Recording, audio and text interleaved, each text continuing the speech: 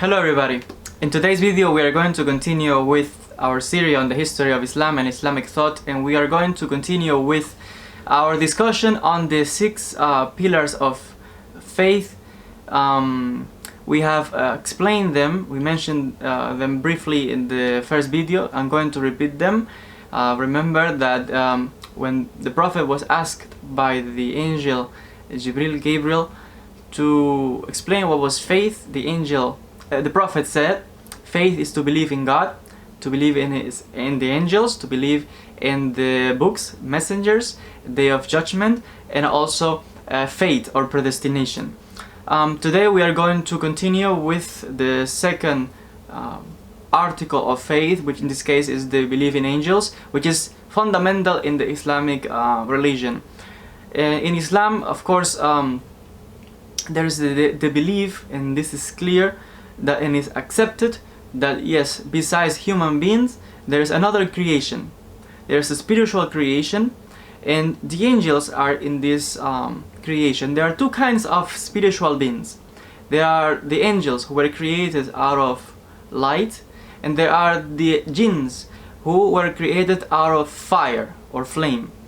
And the angels, there are many angels, literally millions and millions, and each of them, they have different functions, and they are assigned different tasks by God according to the purpose to which they were created.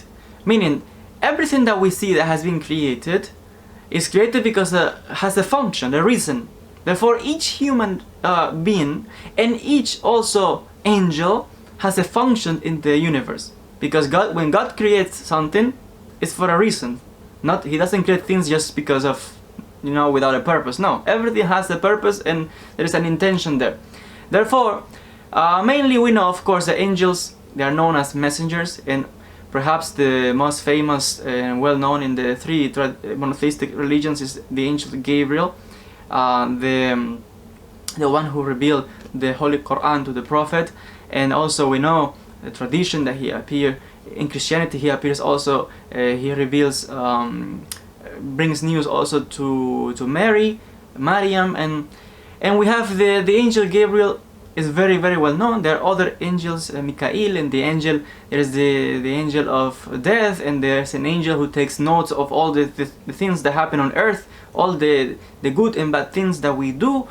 And in the same way, we can say that the angels are used by God to interact with us human beings, to bring messages, to bring revelation, to bring also explanation of things, because we know that the angel Gabriel, there's a tradition that says they used to appear to the Prophet and review the Quran, making sure that the Prophet knew the Quran well and everything.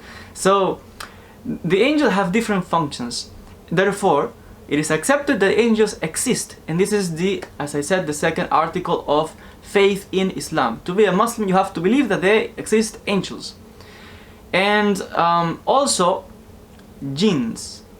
Jinns are another kind of creation, and they are similar to human beings in the sense that though they are invisible, but they are similar to us in that according to the Islamic belief, jinns have the ability to obey or disobey God. Angels, no. Angels always are serving the creator of the world. But jinns, they can disobey God, and some jinns could be Muslims, Jewish, and Christian. And some jinns are beneficial, meaning that they are believers, they help people, etc. But there are some jinns who are kind of evil, and they disobey God, and they always want to harm people and do bad things, and they create trouble. That's why sometimes you hear about houses that people say, oh, there are ghosts here, or there's something happening, so paranormal activity. Well, maybe they are jinns, I don't know, but some cases.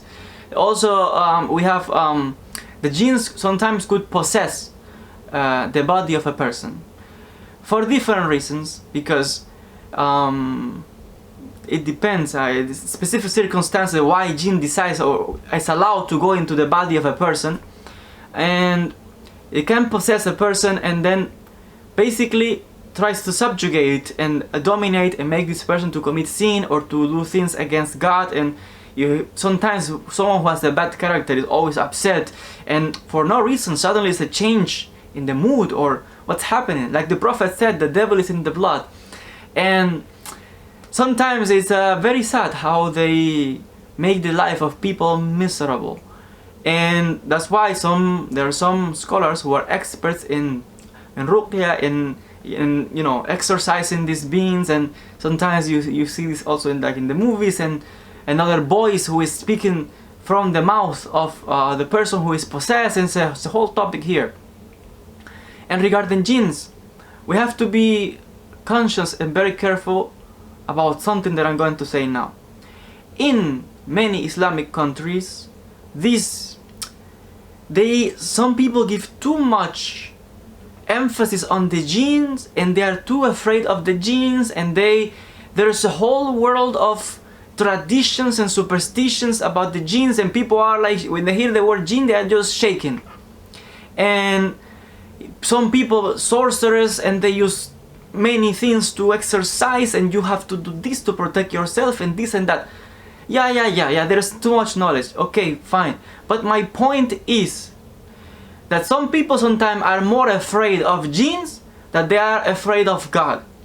And this is a whole contradiction with the believer of a Muslim from the first pillar of Islam. There's the belief in one God, and God is almighty, all powerful. There's no jinn, no shaitan, anyone that is more powerful than God. Therefore, our trust and our faith should be reliant on God. Because if someone is more afraid of a jinn, that doesn't mean that he thinks what? God doesn't have any power to protect him. You have to attach yourself to God. Therefore, these people who are always worried and thinking and bringing up stuff to liberate themselves from this, yeah, of course, you have to be careful about things. But you have to watch out, because if you are more afraid of this and you have more belief in this than in God, no, God is more powerful. These beings were created by God, therefore God has more power, and if you are a faithful servant, He can protect you from these things. And like I said, maybe this is not the video, perhaps we could do a future video explaining about this topic of the jinns, that why some jinns got into certain people, possess certain bodies, things that people do, certain sins that allow and make them vulnerable, or people who don't read the Quran, or they are not careful with purity, and certain things that the person could do that could open the doors to the world of the jinns. And then it's a big problem then to kick out these entities. But like I said, not all jinns are bad. There are some jinns who are Muslims and some jinns are beneficial. But even still, the one who are like good ones, we cannot think or rely on them. No, our faith and reliance is on God alone. Not even in angels. Yeah, angels, yeah, they are used by God and everything, but God is first. God doesn't have partners. Do not think that God has next to him an angel and the jinns. No. God is alone, is all powerful. These other are simply other creations, like we human beings. But our reliance, our faith, our belief is in God. Because some people in other traditions also believe in angels and pray to the angels, and the angel and they pray to angels. These kind of things is not acceptable in Islam. In Islam we pray to God, and our faith and reliance is on God, and we cannot be more afraid of this other creation than the creator of the world. Our faith and our conviction must be on God. And regarding jinns, I want to say something else. That jinns, like human beings, they can reproduce, meaning they can marry, and they have offspring, and they also eat. They say that there are some scholars who say that jinns, they can they explain what kind of food they say. For example, someone who's going to eat, a Muslim, and before eating you don't say Bismillah, then the shaitan or the jinn could be eaten from you, from your food. And some people say that they eat also there's some, not everybody agrees with this, but there are some scholars who say that they also eat from bones and from like things that we eat and we throw away. They ate from that, even from some kind of dirty, I don't have the word now in English, some dirty things there are explanations about these things, how they marry, and they have also they die, jinns die. And there are many stories, even we have stories and narrations from the Prophet, encounters with shaitan, and even Umar ibn Khattab also experienced how one time he got this shaitan. There are many stories like this, and there's a story that says that Umar, whenever he walked, the shaitan avoided him. There are many stories about the world of the jinns, and there are people who are expert on these things. Like I said, perhaps in another video or in future videos we can talk about jinns and explain more about this world that is interesting, but at the same time it could be a little bit dangerous for people who get into this stuff and they don't know what they're doing. So that's why I'm emphasizing that the emphasis and the belief and the trust should be on God. We have to fear more God and trust Him than to be more afraid of these things. Before I end this video, I would like to end with a final thing, and is that also in the Islamic belief and conception about angels and jinns, the same way that we give the Islamic greeting to human beings, there is also a custom to greet spiritual beings and the angels. For example, there is a custom of people who go into their houses, when they go in, they say Assalamu alaikum, because in the house probably either could be an angel.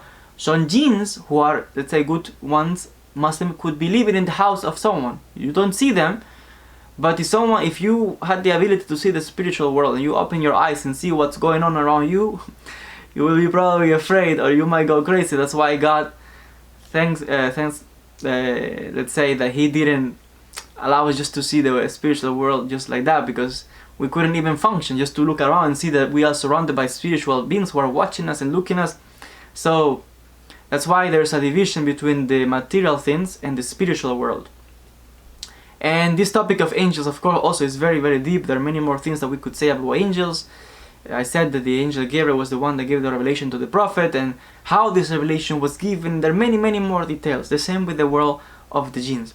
But to resume the whole topic, the belief in the angels and in the jinns is a fundamental article or pillar of faith, Arkan al-Iman, in the Islamic religion.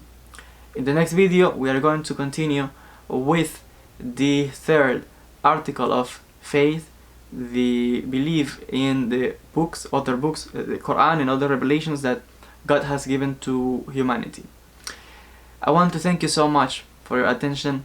If you have something else to say about this topic, you are welcome to leave your comments, to agree, to disagree with me, it's fine.